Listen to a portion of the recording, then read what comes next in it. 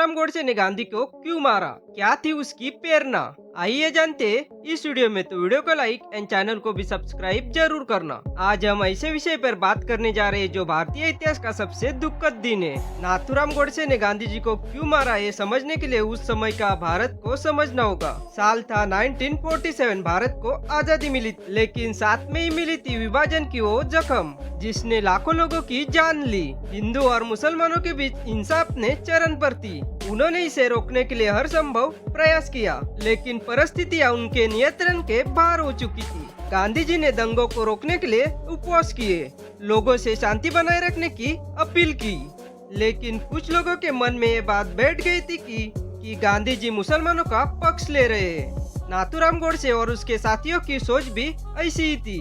वे गांधी जी को भारत के विभाजन का जिम्मेदार मानने लगे। नाथूराम विनायक गोडसे एक ब्राह्मण परिवार में जन्मे थे।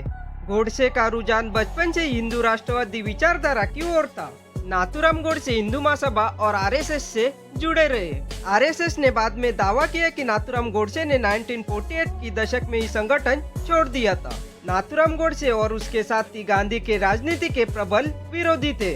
उनका मानना था कि गांधी जी अपनी नीतियों की वजह से हिंदुओं को नुकसान पहुंचा रहे हैं। वे एक अखंड हिंदू राष्ट्र के समर्थक थे और गांधी की विचारधारा को इसके विपरीत मानते थे।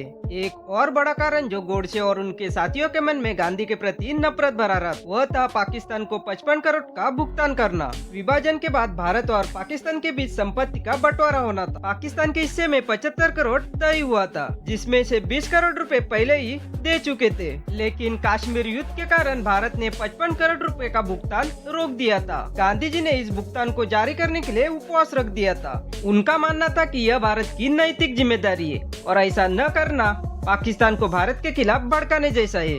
गोडसे और हिंदूवादी संगठनों ने इसे गांधी का पाकिस्तान प्रेम और देशद्रोह माना।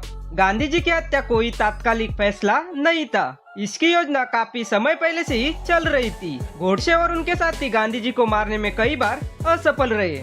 पहला बड़ा प्रयास 20 जनवरी 1948 को हुआ था। बिरला हाउस में एक प्रार्थना सभा के दौरान मदन लाल पहवा ने एक बम फेंका था। इस घटना के बाद सुरक्षा बढ़ा दी गई, लेकिन नाथूराम गोडसे और उनके साथियों ने गांधी जी को खत्म करने की योजना ठान ली थी। 30 जनवरी 1948 शाम के 5 बज रहे थे।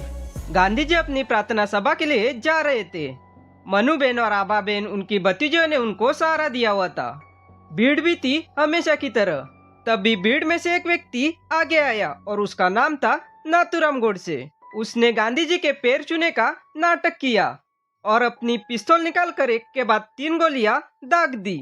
हे राम अंतिम शब्द थे जो गांधी जी के मुंह से निकले और गांधी जी वहीं पर गिर पड़े।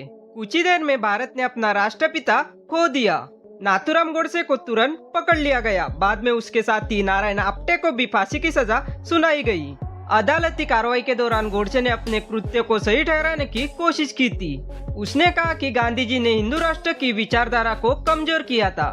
नाथूराम गोडसे ने अपने बयान में गांधी जी की अहिंसा नीति, पाकिस्तान को 55 करोड़ रुपए का भुगतान करना और मुसलमानों के प्रति अच्छा व्यवहार दिखाना। नाथूराम गोडसे का मानना था कि उसने भारत के हित में यह कदम उठाया है। महात्मा गांधी जी की हत्या ने पूरे देश को ही दुखद कर दिया था। जवाहरलाल नेहरू ने कहा था, हमारे जीवन से प्रकाश चला गया।